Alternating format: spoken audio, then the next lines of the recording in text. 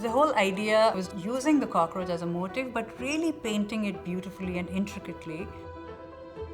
And that was creating a contrast between beauty and grotesque.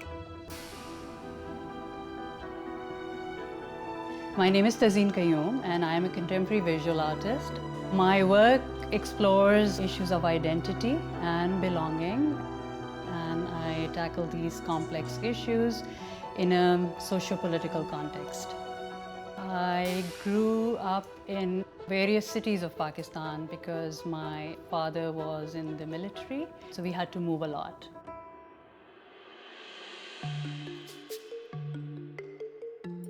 A lot of my earlier work was feminist issues and women issues. And I worked with a non-government organization working with trafficked women between Pakistan and Bangladesh. So, getting that exposure and experience, I realized that how important my art is to talk about these issues. The National College of Arts is in Lahore. And I looked into it and I realized how prestigious it is, and it's like a century-old school, and it's the place for artists to go to. More than 300 or 400 people apply from one city for this school and only 20 make it. And so I made the list. The entire family was against me going to the art school. But my father said if she has the talent and she was able to make it, then I think she should go. And my experience there was life-changing. If I hadn't gone to National College of Arts, I would not have learned the tradition of miniature painting, because that was the only institute that taught the techniques. Then I became one of the pioneers of the movement that started in the early 1990s on contemporizing that tradition. When I'm drawing or I'm painting, it feels that my entire being is on that tip of that brush at that moment.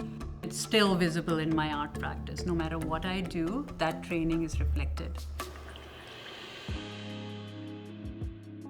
I met my husband at the institute, and we got married right after graduation. We moved to Canada in early 2003, which was right after 9/11. And we saw the assault on Afghanistan and Iraq, and my initial response to what we were experiencing was through some paintings that I created. I used the image of a dead cockroach in large numbers to talk about how the value of human life diminishes to that of a pest insect.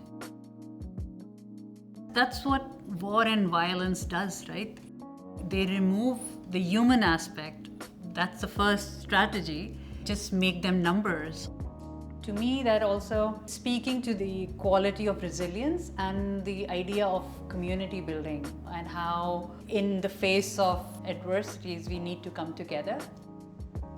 Then a lot of my paintings were as if these insects are in a display case, or they're in a museum, opened up, cut up, or labeled and pinned for observation and learning. So talking about how cultures or people you don't necessarily understand, you have this tendency to somehow label them immediately, and how the Western societies use the mechanism of fear to understand or to establish narratives. Somewhere in my practice, that cockroach started becoming alive. It was moving in large numbers. Then I started creating patterns with them. From singular painted object, they became a repetitive pattern of movement.